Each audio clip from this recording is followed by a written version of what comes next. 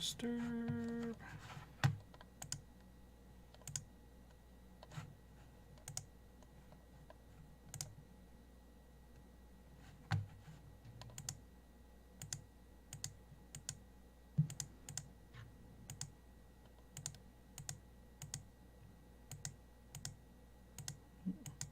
$267, really? Yep. Wow.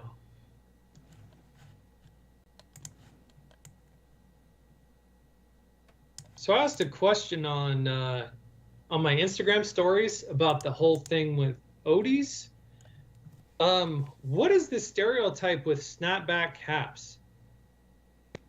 I feel like that's a part of the story that I don't get. I don't understand. Sure what you're talking about.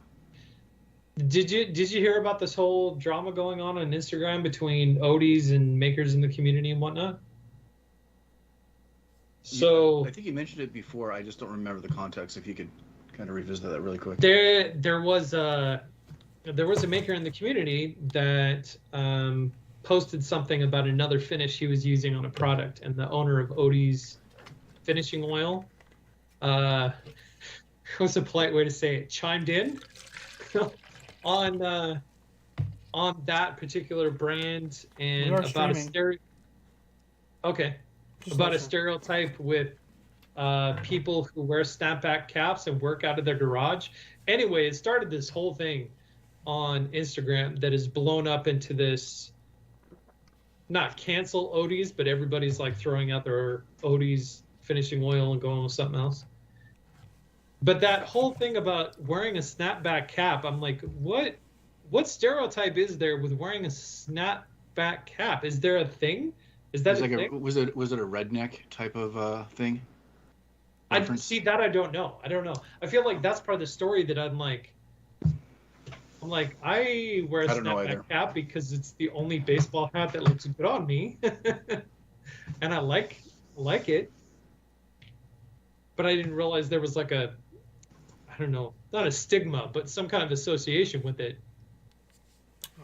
I've never heard of it. Nope. I'm usually out of the loop when it comes to these things. I am only in the loop from August to June. I like it. Cool. All right. I think I'm ready. You guys set? Yeah. What do I feel like I'm missing something? Do you have your geeking out? Yeah, I have all that set.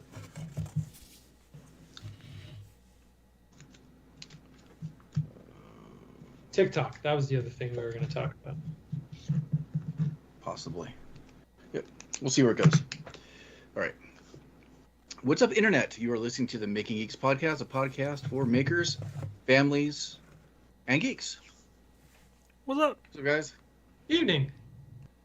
Howdy do. I have to apologize for the four-wheeler that's outside of my house right now. I hope you can't hear that, but if you can, I'm sorry. It's funny. I usually can't hear it live. When I go back to edit, that's when I usually hear the weird stuff in the background. For whatever reason, I can't hear it live. The way the stream's compressed afterwards, I think, changes it up a little bit. But, yep. So how are things going in your guys' neck of the woods? Pretty good. My kids are at camp this week. Oh, lucky you. No wonder you have a smile on your face. They come back tomorrow. No. They it's the first time my son has been at a overnight camp anywhere. Second time for my daughter. They're the same one in different groups. Obviously, they're different ages, but hopefully they're having fun. There were a lot of cool activities. They're at a lake, kind of lakeside campground kind of thing does this thing year round, I guess, or at least through a chunk of the summer. So there's all kinds of outdoor activities they're going to do, or hopefully have done. Is this associated with like a program or scouts or something in particular? It's independent. Just yeah, independent. Yeah. I'm thinking enrolling my son in scouts in the fall, but we'll see how that goes. If they're still around, do it. That's my thing. Like, I don't want to get too invested and buy into it, and then, just kidding. let's see. Besides that, I've been working on some stuff on the computer. I'm gonna click here and share for those that are watching at home. See if you guys can guess what this is from when you see it. So it's on our live stream. If you guys are looking at that, if you can tell me what this is from. So it's a shield shape. Do you not see it? No? It's a shield shape. It's got 4 quadrants. There are 2 hearts, a key, and a lion. Do you know what that's referencing? You should be able to see it. I see no reason why you wouldn't be able to. No? Okay. Well, on my end, I'm still waiting for the. For it to catch now up. I see it popped up on the line Yes, for me. there's a I know delay. exactly what that is. There's Yeah. a delay with the live stream, so Yeah. yeah. It's a silver color normally. This is a 3D model that I'm either going to 3D print or CNC for a client who is a friend of mine. He also is in the maker community. Hopefully, I'll have it done in some capacity for our camp out event that is in a couple weeks in Kentucky. It's the shield from Legend of Zelda from the original box art. Right there, as I'm showing on the screen again. And I used ArtCam, which is a great software that unfortunately they don't really make anymore.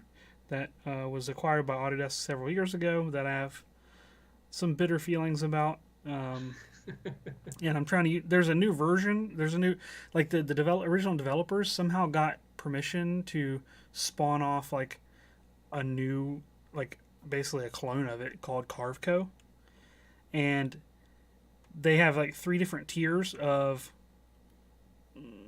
access or levels that you can have to be able to use it with like CNC machines. And each one has more and more features. Well, the version of ArtCam that I have is like the fullest feature version you can have.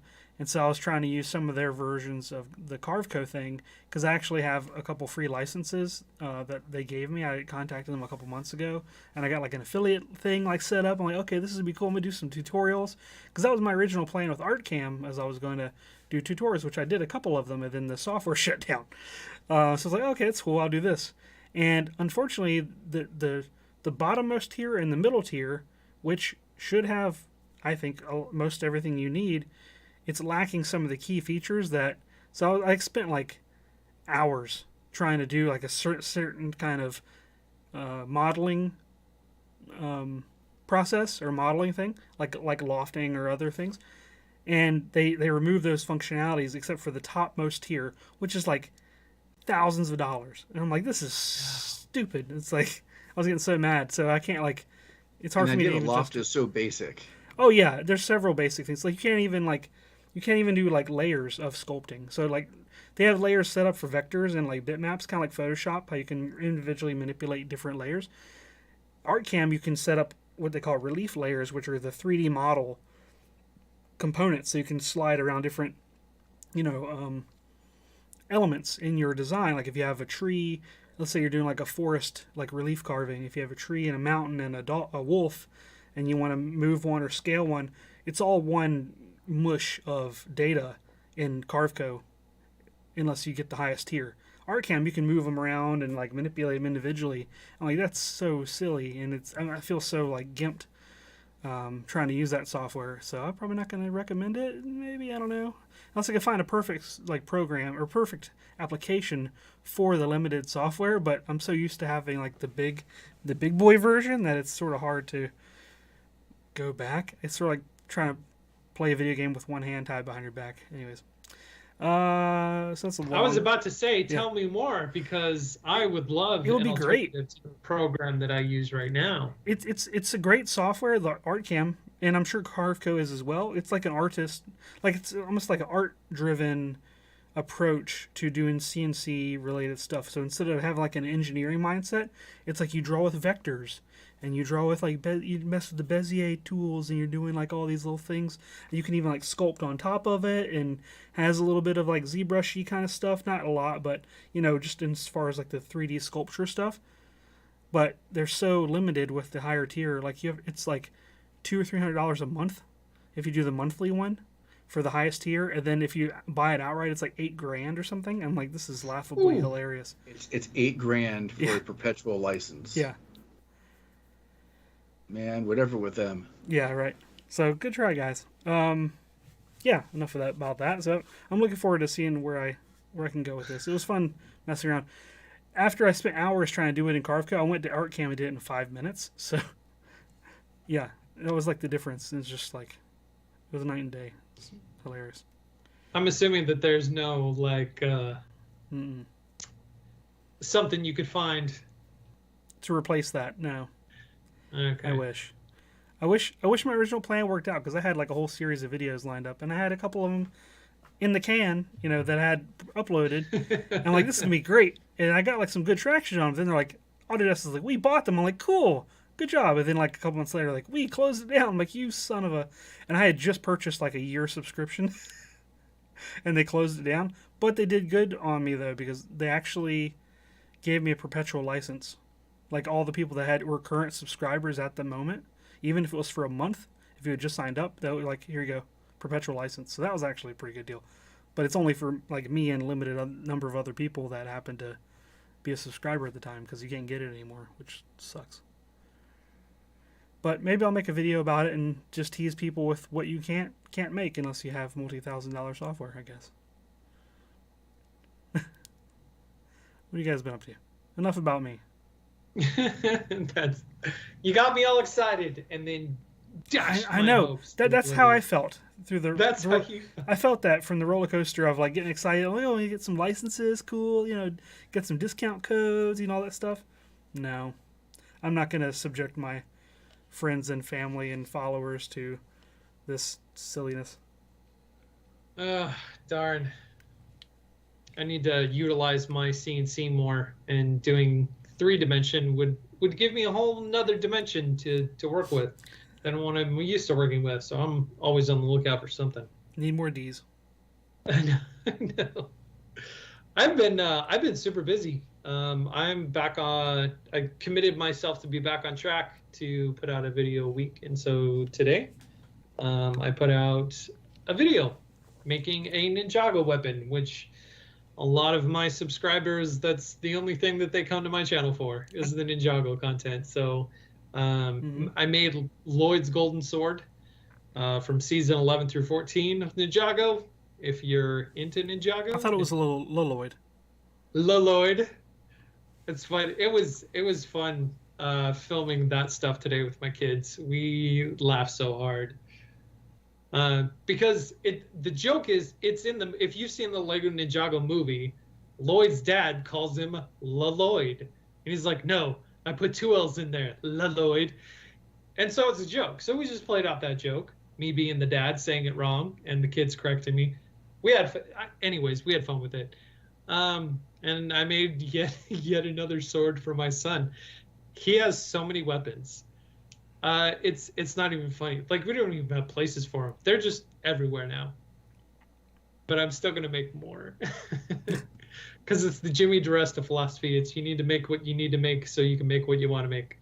So I made my little Lloyd sword, and my next project for next week is taking a photograph of.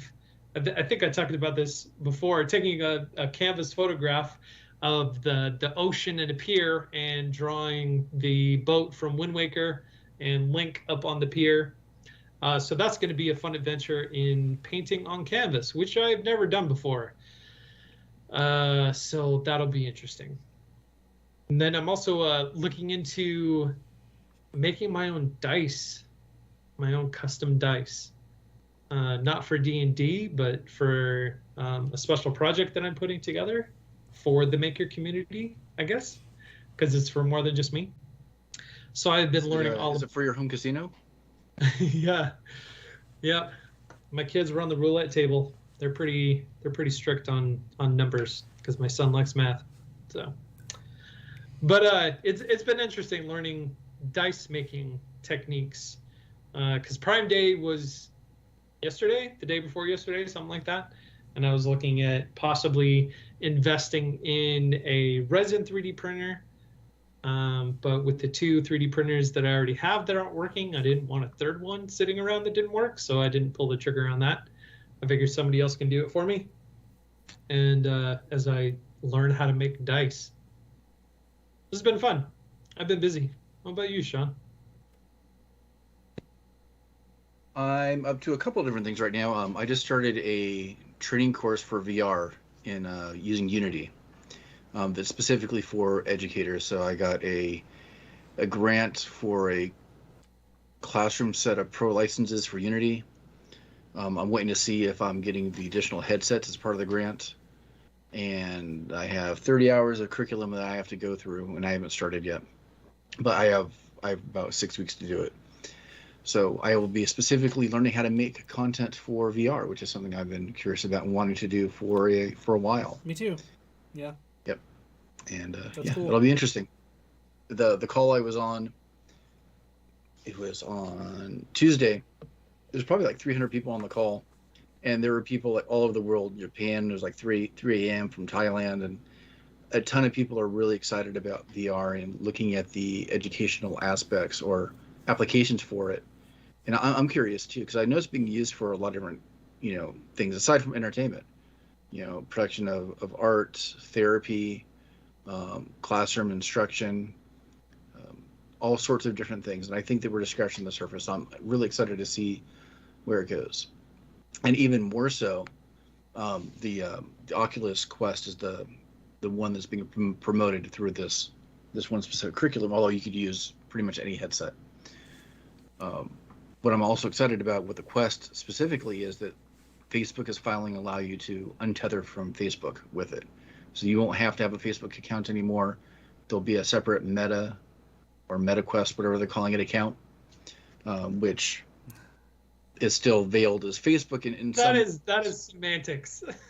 it is, but in a classroom setting, it's just enough. Yeah, it'll be better. So yeah, if the back end is Facebook at some point, I don't really care. Right. In some ways, I care on some of the privacy stuff dealing with students. But when you're dealing with a class of 35 to 40 kids, you need something separate.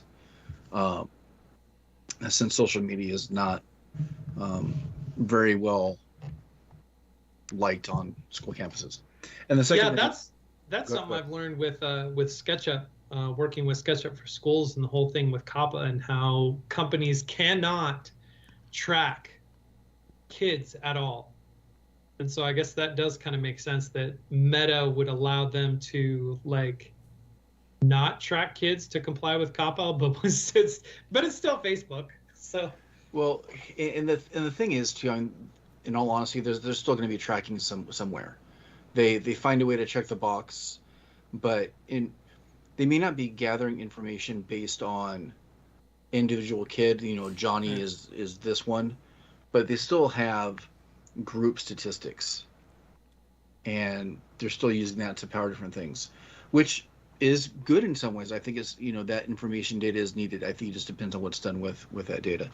SketchUp was huge. In fact, you could tell your whoever your contacts are, but SketchUp was huge for us during the pandemic because we have woodshop classes that during the pandemic obviously couldn't do that. So they switched to modeling in SketchUp and 3D printing. So it was huge being able to pivot for that class that way. So there's, kind of a notch in the belt there for that.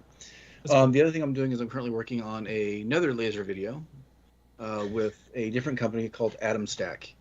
And I'm hoping to get the video really quick because it's not really worth a big fanfare, but I have an agreement to finish the video. I filmed most of it today, and hopefully I'll finish most of it or the rest of it tomorrow and get it out probably early next week at this point.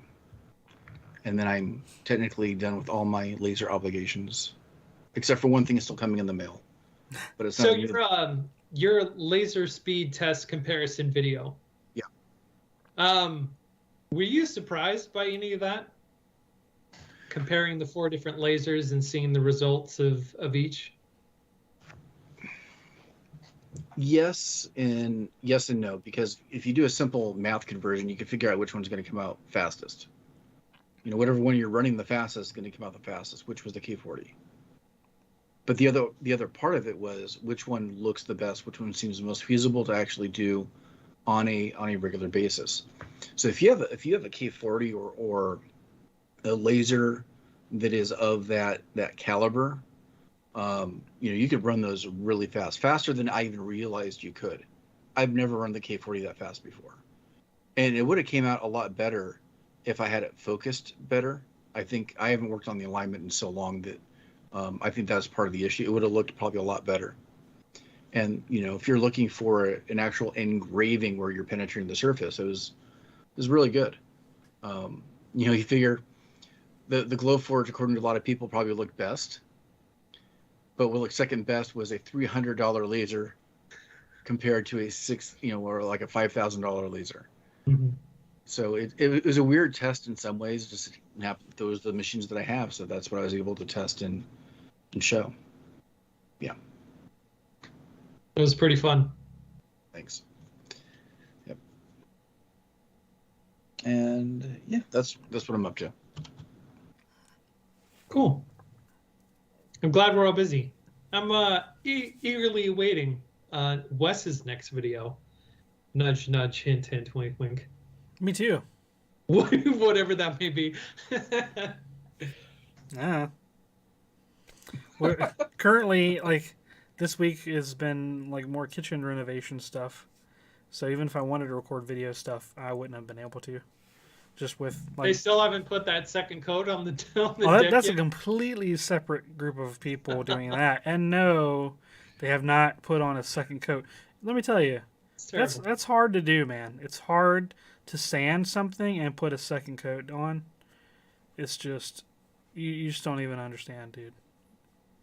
Apparently, Have you ever seen the movie The Money Pit with Tom Hanks? Many times. The time when the turkey flies out the window or something like that, or flies into the window. Yeah.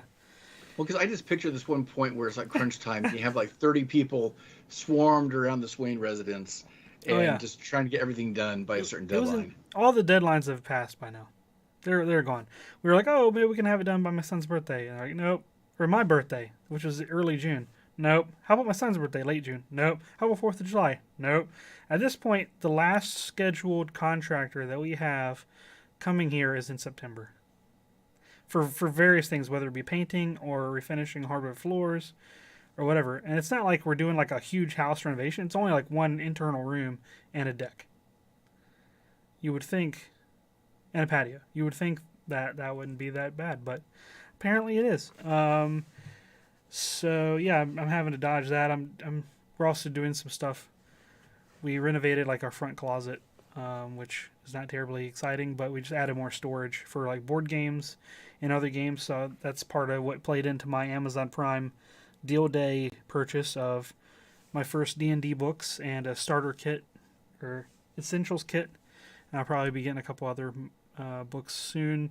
I want to sort of get my kids a little bit more into it.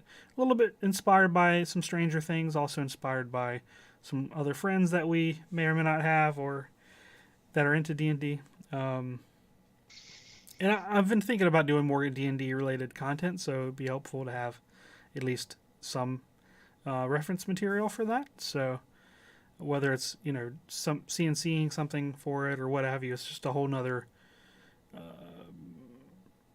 IP, so to speak, of stuff to pull from, not just games or video games or pop culture, movies or what have you. So we'll see. There are a lot of other successful D&D related channels out there, so maybe I can drum up some. You're going to be in the next interest. Wormwood. Yeah, why not? Yeah. Speaking of Stranger Things, did you guys both finish season 4? Yes. I'm on the last 2 episodes. Those are long episodes.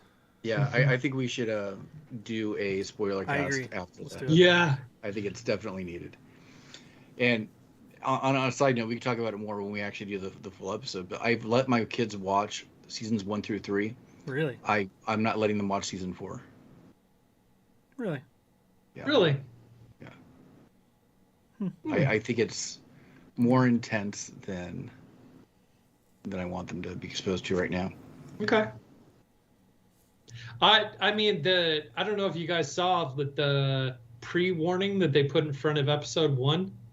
It's in front of some of the other episodes too. Oh, is it in front of some of the other episodes too? Of how, I hey, only saw it for the first one. we filmed this Oh, I'm thinking of before all I'm these. thinking of Ms. Marvel. Sorry, you're right. Yeah. Yeah, we filmed all this before all the current events. It wasn't nearly as bad as I thought it was going to be, though, based on that warning. Yes. It was not nearly as bad as I thought it was going to be. I could see how it would be, what's the word, triggering? Poor taste at the time, yeah. Yeah. But I mean, like they said, like all of this was done Years well ago. before Yep. all of that stuff happened. So I think they're overcompensating, but I don't blame them for erring on the side of caution. Yeah, CYA.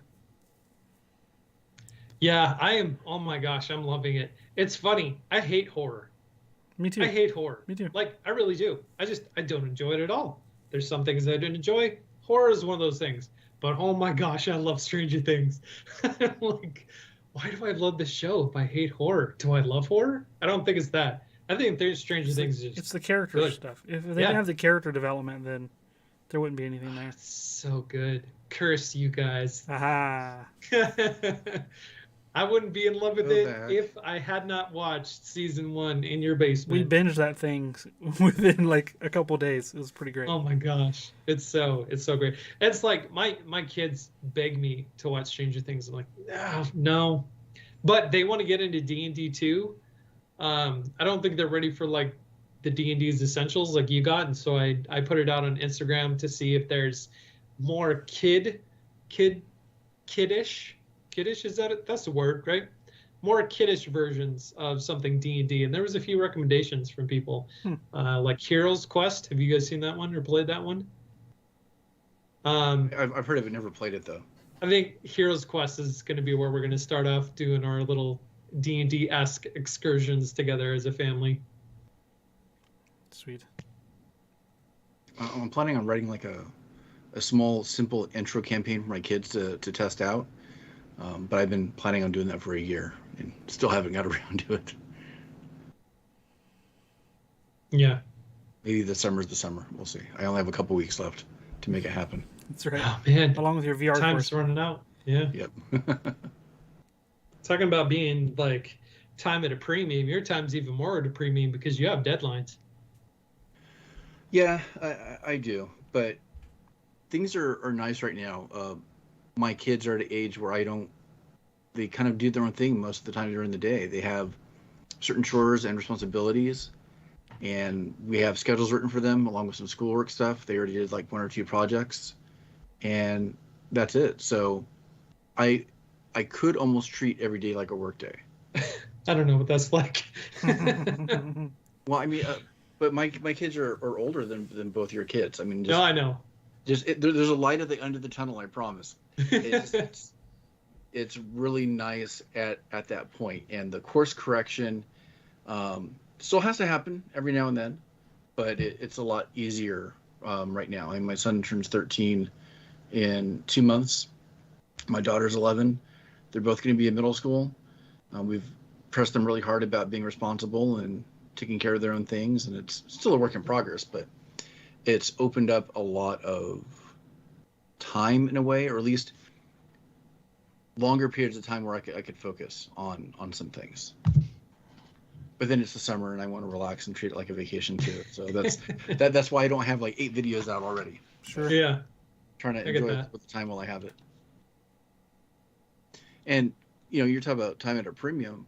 I mean, how about you? You're talking about still wanting to do more YouTube videos, but still having a full-time gig now too. And a couple side gigs, right? No, well, it's like I take care of my kids full time because that is a full time thing.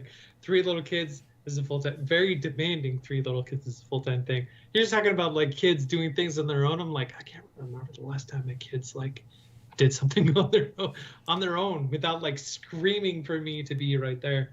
It's funny. I was listening. I can't even remember the name of the podcast. I was listening to another podcast, and they were talking about flow, like getting into flow while you're working, and how whenever you get like distracted from the flow, it takes 15 minutes to get back into the flow, and so you have to like minimize distractions and all that kind of stuff. And I'm like, I wonder how often I am distracted by children like screaming or like coming and tugging at me or like something like that. And so one day I timed it, and it was hilarious because how often I want to ask you guys, like, with my kids, how often do you think they came to distract me from whatever it is that I was doing in that particular day? Every 7 minutes. How long does it take you to reset a stopwatch? That's close. My average was 46 seconds. So What? every 46 seconds, there was something, whether it was a fight, whether it was a kid tugging at me, whether it was something that took me away. This is where Pavlovian training comes in. It's Mhm. like, oh gosh. So yeah, taking care of my kids full time, and I do work for SketchUp full time, and I do editing work full time for other YouTubers. So I'm like, there's 3 full-time jobs right there. So I'm curious, and this is part of what I was going to ask you earlier before we even started recording, is that with having a full-time gig now with SketchUp, which is something that you were looking for a while, and the extra work that you're doing, extra editing that you're doing for other people, what is the draw still to do your own stuff, other than maybe as a hobby or maybe personal enjoyment? Unless that's all there is. I can't not make something for myself. My brain is broken in that way. Like, I always have to be like making something. Well, you can make things for yourself, but I mean, the process of filming it and then putting it online is that's another component, though. And yeah, and that's the process in and of itself that I also love. Like, I love making YouTube videos. I like, even when nobody watches my YouTube, even when I get like 64 views, even though I've got 60,000 subscribers, whatever, like, I still love making YouTube videos. You know, some people go back and they're like, oh, I'm so embarrassed watching my old YouTube videos. I can't believe, like, my kids and I, we will go back and like, we love watching the stuff that we made together. Cause it's like, I don't know, for me, it's different because it's legacy content for my family. Like, yes, there's an audience for it, and like teaching people how to do this and subscribers and all that other kind of stuff. But like, when it comes down to it, like, I make these videos for me and my kids, and they're so fun to do, even though they're so ridiculous. Today's video, making like the whole Lloyd, like, utterly ridiculous, totally cheesy and cringe and all that other kind of stuff. We don't care. We love it. We love doing this. And so it's like, it's the reason why I still do it is because I love to do it. And the reason why I commit myself to keep doing it is because it pays. It brings in money. Like, it helps to support my family. And so there is a monetary incentive too, but even without the monetary incentive, like, I would still do this. I mean, I uploaded my first YouTube video in July of 2009. So I've been doing this YouTube thing for a long time. And for most of that time, I have not been getting paid for it. So like, it's always been a passion to do this and to make stuff and to make videos of it. And now with the added bonus of, you know, bringing in money, there's no reason for me not to keep doing it, if that makes sense. Oh, it makes complete sense. Okay. It just that I didn't know, because we've talked about this a lot over the years, and you know, since you've been part of the show, and it gets tough. At least, I mean, I'm talking more from my point of view now. There's been several times where it's kind of tough to justify still making some of those videos when the time that you put in doesn't really match the monetary output. You know, extra money is extra money on the side, but there are so many more efficient ways to make money. I could work a part-time job at a fast food restaurant and make more money, infinitely more money than I do from YouTube right now. I mean, that's not necessarily how I want to spend my time, and I think that's kind of what it comes down to, unfortunately. But it's a horrible way to get rich. Or not get rich, but to make a living. You know, people ask me, as it's students that usually ask a lot of this, like, you know, why don't you just do YouTube full time?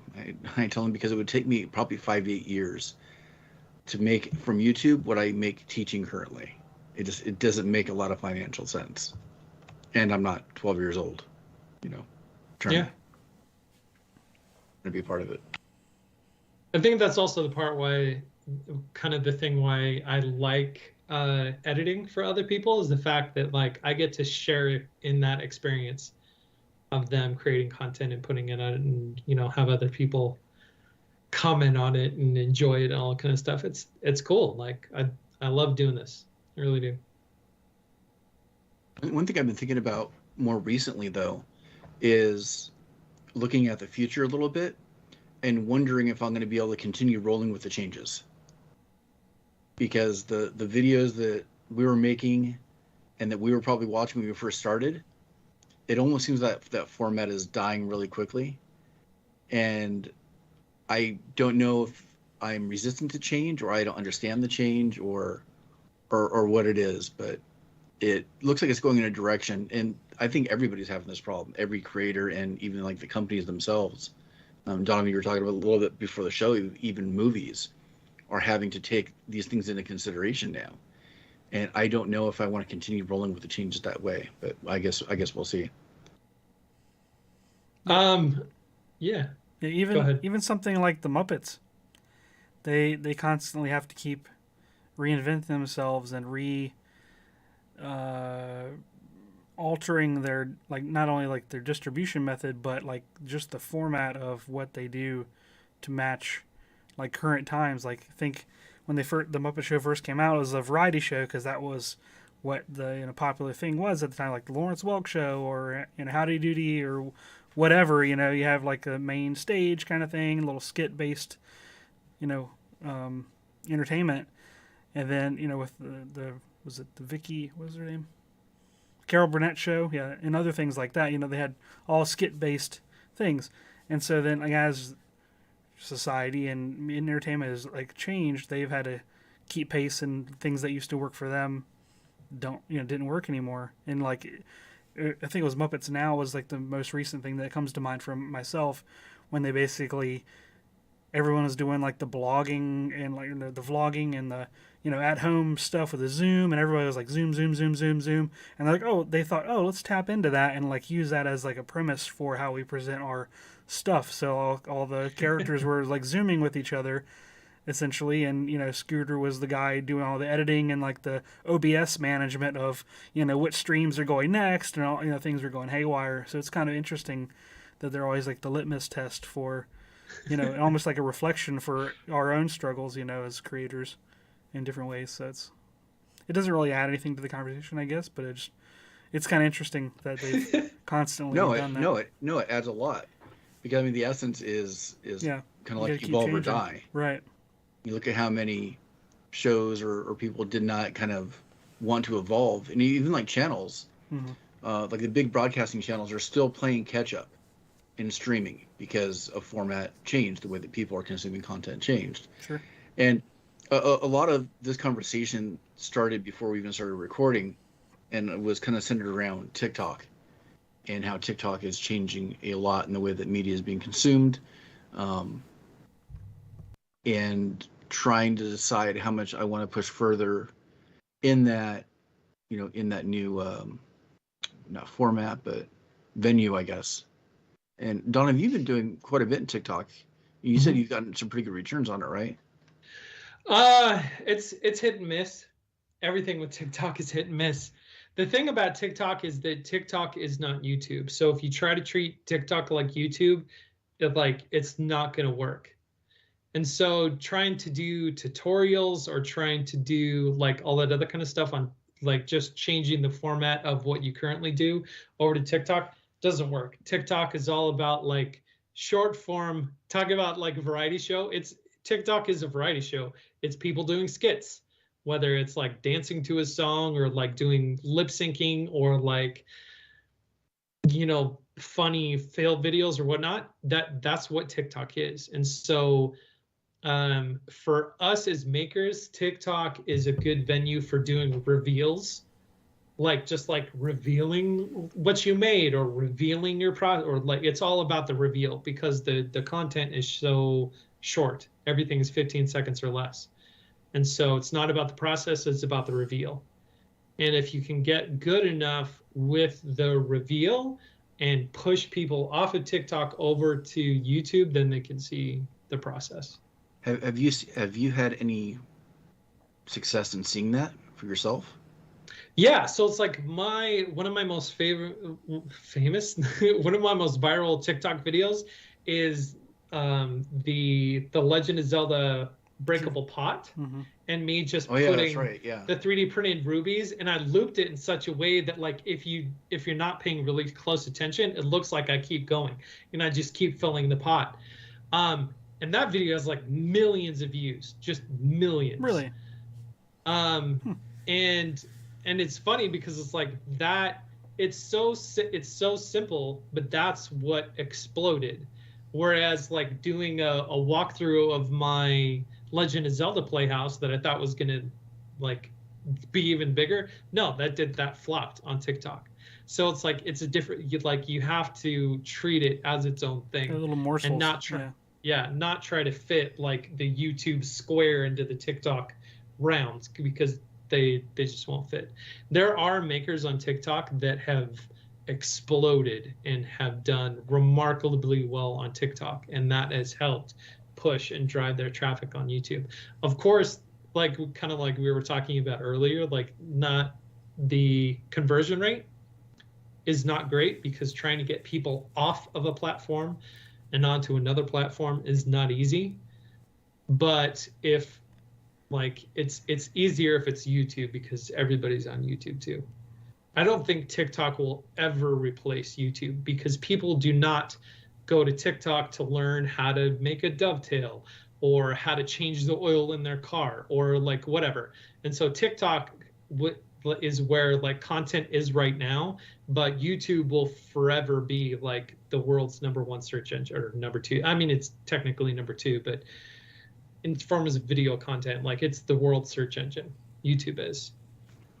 I have such huge ethical issues with TikTok that it kind of prevents me from really wanting to pursue it and accept it. I've posted some things at TikTok just kind of to experiment and kind of try to figure things out, because it does work in a different way, and slightly. Yeah, your little laser comparison video did pretty good. 1,300 views. Well, for somebody that doesn't like do TikTok much, that's pretty good. Yeah, I guess I suppose so.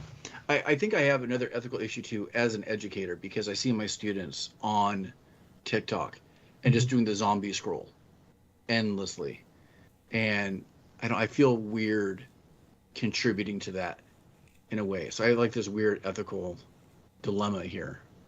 But I'm going to play also, devil's advocate. Personal gain. Go for it.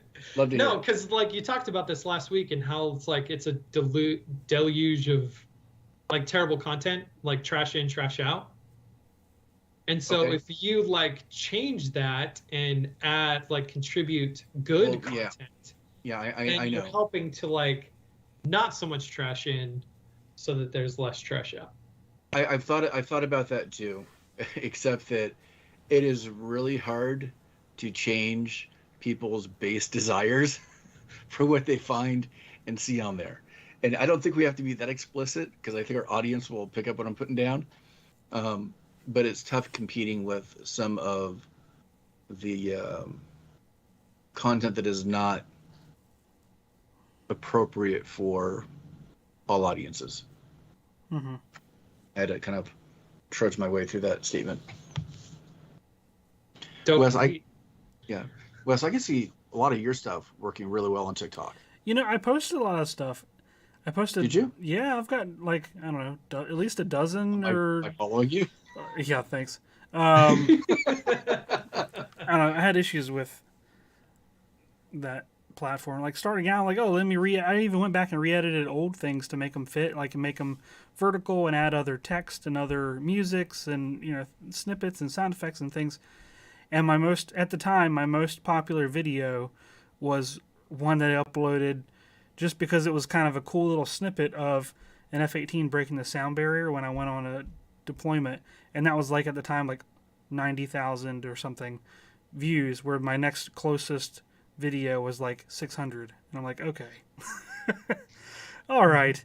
And like I just, and then also like from the output point, I was getting kind of wasn't seeing any return. And then on the other side, like I wanted to only watch, my other maker buddies, and then somehow I ended up like watching a couple things, and like, we're not in that ballpark. And then like TikTok's like, oh, you want to watch this other stuff? I'm like, no, I just wanted to watch the one thing. That's cool. And they're like, no, you want this whole fire hose of all this stuff that you want. I'm like, I don't really want that. Like, no, you want this. And I can never get back to the maker stuff, honestly. Like maybe is there a way to like reset the filter or something? But I uninstalled there's the two thing options completely. at the top of your homepage. One is for you. I did that. And the other is like the accounts that you follow. I did that.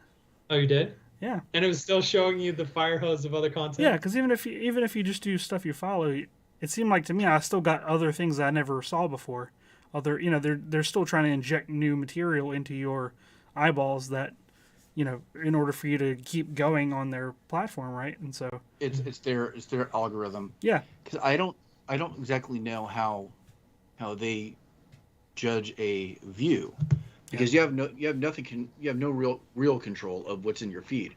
So if you scroll, is it you stop and you try to get your eye set to what it is? Is that counting as a view? I think so. As something that you possibly it's how long like? you pause on, and if because you like that's interact problematic with it. too. Yeah. Because I mean, I might go like, well, what's this? And I look at it, I'm like, oh wait, I don't want to see that. Right. And then it's like, scroll. oh, you want more of that? Yeah, exactly. Right. Yeah. Everything's watch time. It's all about watch time. I might go back. I don't know. I also sort of saw what you were talking about. Like I didn't really have the zombie scroll thing. I wasn't scrolling because I didn't like things. I was like just trying to find stuff that I wanted to see, which you could say that's what everybody's doing. But I had a certain group of people that I wanted to see stuff from, and it was not conducive to what I was trying to get out of it, and it was too distracting. So I uninstalled it a couple months ago. The experience feels so brain dead. It does. It's tough. I tried. Not that I don't sit there and scroll either, Sure. but it bothers me when I've been there like 5 minutes going, what the hell am I doing? I don't want to spend my time doing this. And yet I want other people some to other watch my videos on people, there.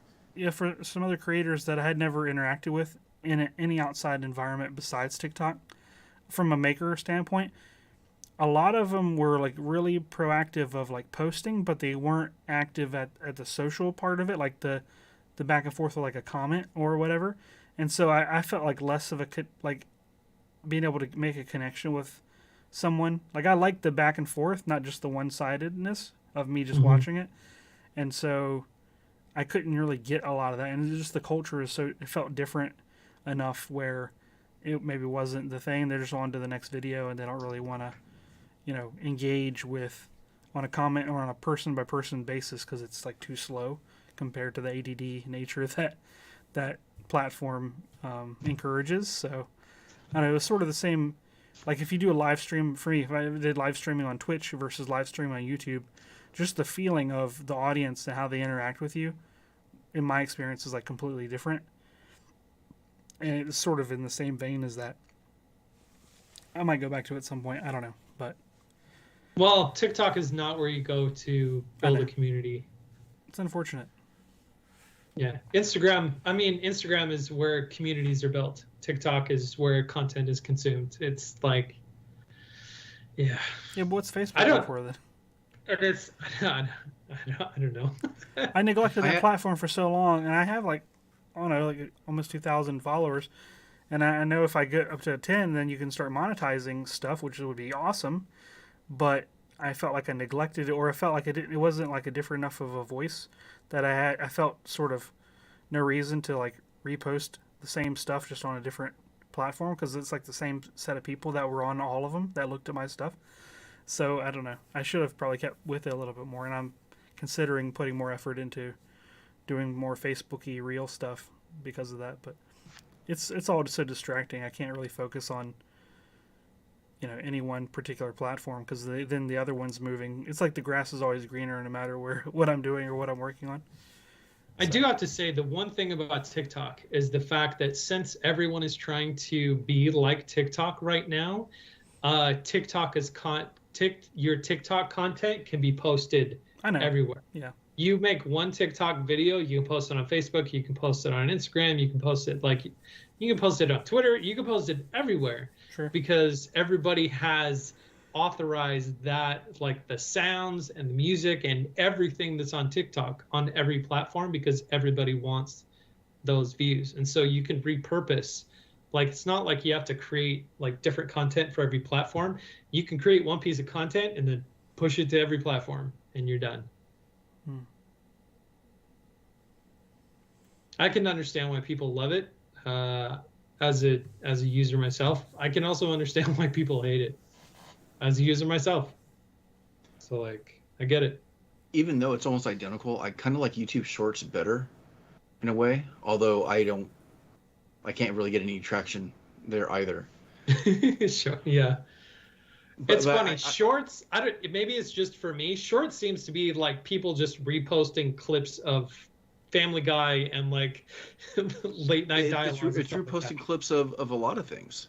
Yeah. You know, and it's a lot of stolen content too. We're all see the same thing, the same clip from 20 different people because everybody's trying to build up views or whatever, even though it's not really theirs, unfortunately. Yeah. It's forcing me to edit in a different way though too, because it has to be quicker and snappier, and Sure. transitions or effects, and with each new video that I release, I try to do something new or learn something new with the way that I'm editing, and that's been a constant process intentionally for over the last 3 years. So I think my editing has gotten better, but now it has to be just a little bit snappier. I realized it even more the last video that I just released. It gets boring really quick. But that's something I'm continually trying to work on. Yeah, it's crazy. Kind of like I was talking about in the, before we started recording, Arri Alexas, which are like kind of an industry standard in Hollywood in terms of cinema cameras, now have a built-in overlay on the monitor that show a vertical, like the Safe vertical zone? orientation. Yeah. Safe zone. The TikTok, I can't even say it right. TikTokification of Hollywood, and how everything has to fit into that vertical format. It's crazy. So do you think that's going to affect like blocking and everything else of how certain things are filmed? Now? Oh yeah, totally. I It's mean, horrible. what is that platform that was around for like 2 months? Vine? Vine? That went no. The one where they tried to make movies that you can watch vertically or horizontally. Wasn't Periscope, was it? No, it was the super rich people that started the platform, and they had all of this original content, but then nobody signed up for it, and they went under, and he blamed millennials for it. And Yeah, I don't remember. Tubi. No, Tubi's around. No, it was like movie. I know what you're talking about now. You know I what can't I'm talking remember about. It's funny that we can't even remember what the name of the app is called. But they kind of not started it, but they had this idea of you need to be able to consume the content horizontally and vertically. And then TikTok came along, and everything is vertical now. Well, if you film everything 4K, at least you have the real estate to zoom in and not really lose too much quality, because it's only 720p or 1080p for social. Mm-hmm. Well, depending on your phone and all that other kind of stuff. For the most part, it's like 1080 by 1920. But it's I don't know. It's crazy. Considering the type of work that we do, making is not a vertical experience. It's a horizontal experience.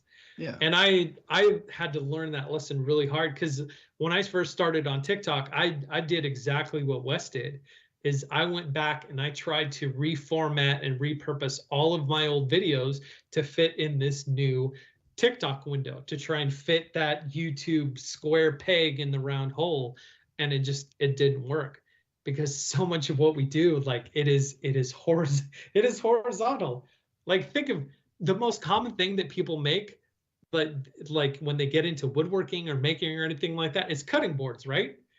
Cutting boards are big horizontal pieces. Like, you can't show the process of a cutting board unless you're zoomed way out and you can't like see anything, or you have to like make a cutting board vertical now. It's just, Yeah, it's with hard. cutting boards, it's all about the pour, anyways. Yeah.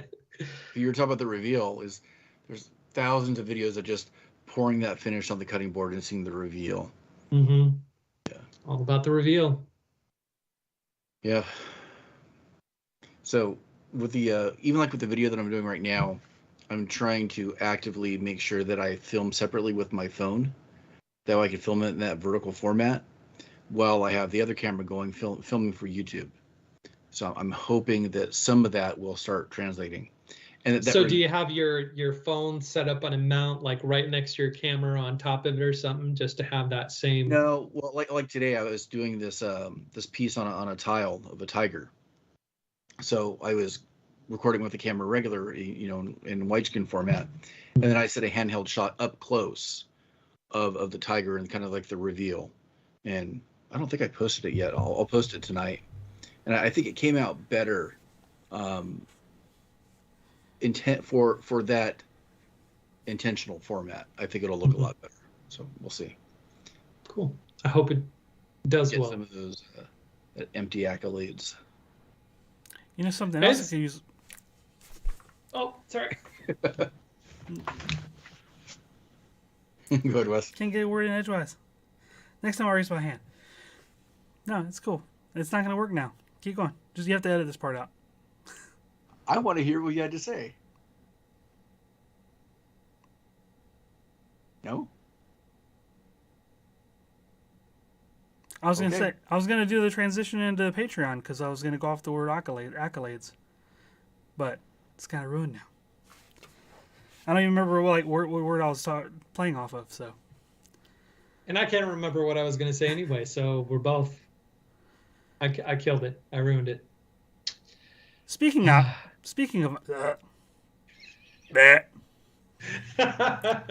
we're great at this. We're so good. Speaking of accolades. Accolades?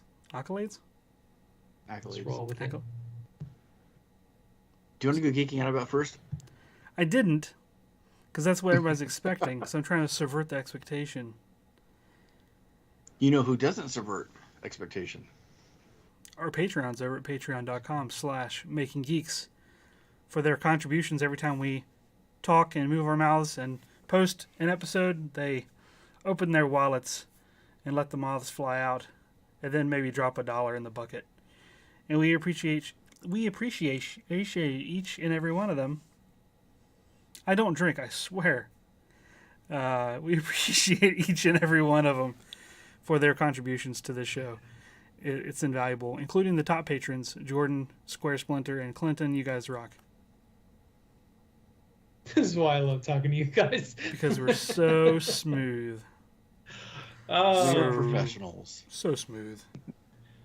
Yeah.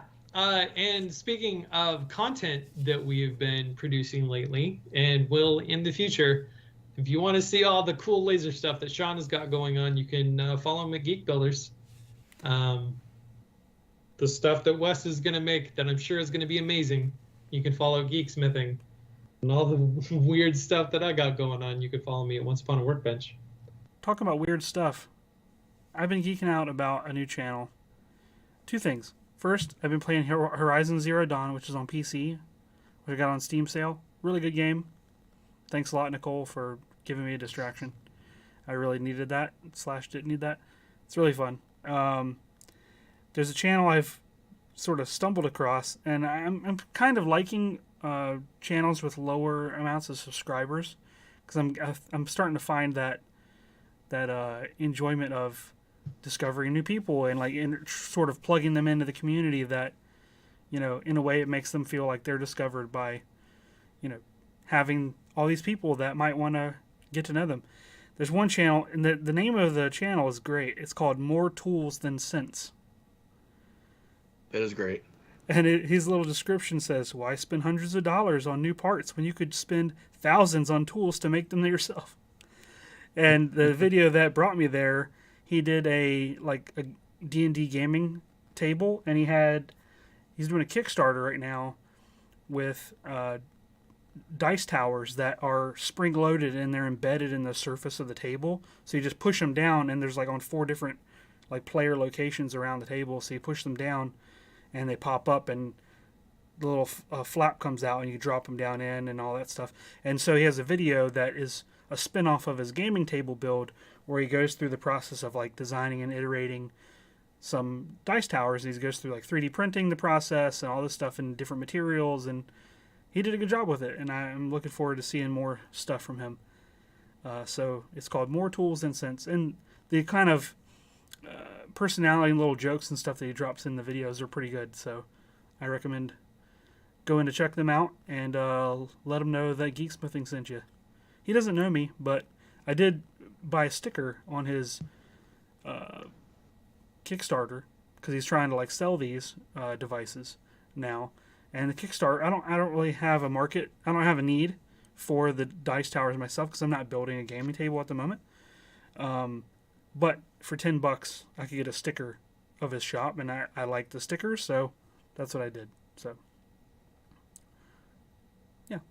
What are you guys geeking out about?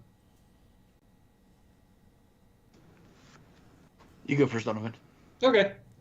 So I've talked about this channel before on the podcast. It's Film Joy. There is a series that Film Joy does called Movies with Mikey. He's a video essayist. Fantastic, like just utterly amazing video essayist. And he just did one, his last one that he'll ever do on the Star Wars franchise. And it was an amazing take on how we view Star Wars and all of the controversy and commentary and all that other kind of stuff on Star Wars and the Star Wars franchise. But during that video, he said something about today's, just like we were talking about with TikTok and social media and today's current content landscape. He said that in a world, in a binge obsessed world, empty calories. Oh, what was it? Empty calories are king. Oh, I'm totally misquoting him. I had it on my Instagram stories. Anyways, the point was like today's society is obsessed with binge culture. Like we binge content, and in a world where people binge content, like empty calories prevail. Like that is what does it.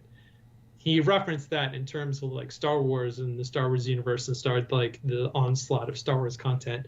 But it was so profound because I was like, oh my gosh, like yeah. Like this is the world that we live in now, where there is content from every provider that because there's so much of it, the worthless stuff is the stuff that's getting the most attention. Which I thought was very poignant considering we've talked about, you know, something similar with garbage in and garbage out and all that kind of stuff. And just made me realize that I'm glad we're putting what we put into the world out. Even if it doesn't go viral or get a whole bunch of views or like, you know, all of that kind of stuff. I'm glad that at least there's something out there that we contributed to make this current onslaught of content a little bit better. So that's what I'm geeking about. I'm going to mention two things. One thing that I'm geeking out about, and the other is going to be a little bit of a recommendation. When I went to go see Thor in the theater, there was a trailer that played called Amsterdam. And the movie looked incredible. It's a huge all-star cast. Rami Malek, Chris Rock, Margot Robbie, Christian Bale, Robert De Niro, and at least like 5 or 6 other big-name actors. And it's not a superhero movie, which I was happy about. It's not quite a caper movie either. I think it's based on historical events. It might even be based on true events. But it has a little bit of a mystery type quality to it, almost like Knives Out in a small way. I don't remember who the director is, but it looks incredible. And I'm really looking forward to... Actually, I'm looking forward to seeing it in the theater. And having an experience that is not Marvel or DC or any of those things. I've been enjoying a lot of those types of movies, even more lately, because the focus really is character and story and not, spectacle. The second thing is going to be a little bit of a recommendation, partially. Do you guys remember a movie, an old movie called Chitty Chitty Bang Bang? Chitty bang bang, chitty chitty bang bang. I love you and your chitty. Yes, I do. I'm okay. I'm assuming you're. It's on streaming, and my kids had never seen it, and my wife had never seen it. So we watched it the other night, and the movie looked incredible. Filmed on actual film stock, of course, and digitally scanned in. I could not believe how good the film looked. It looked better than any HD movie that you would typically watch right now. The scan was that good, and the movie held up at least for the first 2 acts or so. The last act got really weird and really out there. I don't remember that last act at all, but it was a fun movie, at least up until that point. Maker related in some ways, so almost like an essence of Doc Brown from Back to the Future, in a very, very early stage. Also having to do with the car and transforming a car in some sense. So there's some parallels there. It's good family fun. Like I said, the third act is a little bit weird, but something to maybe watch with your kids or families into the weekend. So that's my geeking out. Kind of like your movie recommendation, there's another movie coming out that looks amazing. It's See How They Run. I'm not sure if I'm familiar with that one. Tell us a little bit about it. It's I could take what you described Amsterdam is, and that would be the description of See How They Run. Very Knives Out, kind of capery, character-driven movie. Looks fantastic. Is it out yet? No. Oh, No, okay. There was just a trailer, so go check out the trailer. Amsterdam and See How They Run, both. And you should also check out our website. So go ahead and check out makinggeeks.com. And on the contact page, you can send us messages and recommendations for the show, topics. We're open to all of those things. On the homepage of the site, you can listen to all of our past episodes right there in your favorite browser of choice. And there's also a link for a store where you can find some Making Geeks themed merchandise to hopefully check out and wear proudly. I want to thank everybody for hanging out in the live chat with us. Always makes the show a lot more enjoyable and fun, seeing the side conversation going on as we record live. If you'd like to be part of that fantastic bunch, you could do so. Every Thursday evening, we record on YouTube. We stream live, and that is 9:30 Eastern, 8:30 Central, and what time am I? 6:30 Pacific. Yep. You can find new episodes of the podcast every Saturday morning on your favorite podcast player of choice. So from all of us to all of you, have a great week. Bye, everybody. See you next time. Goodbye, Dr. Nick. Chitty bang bang, chitty chitty bang bang.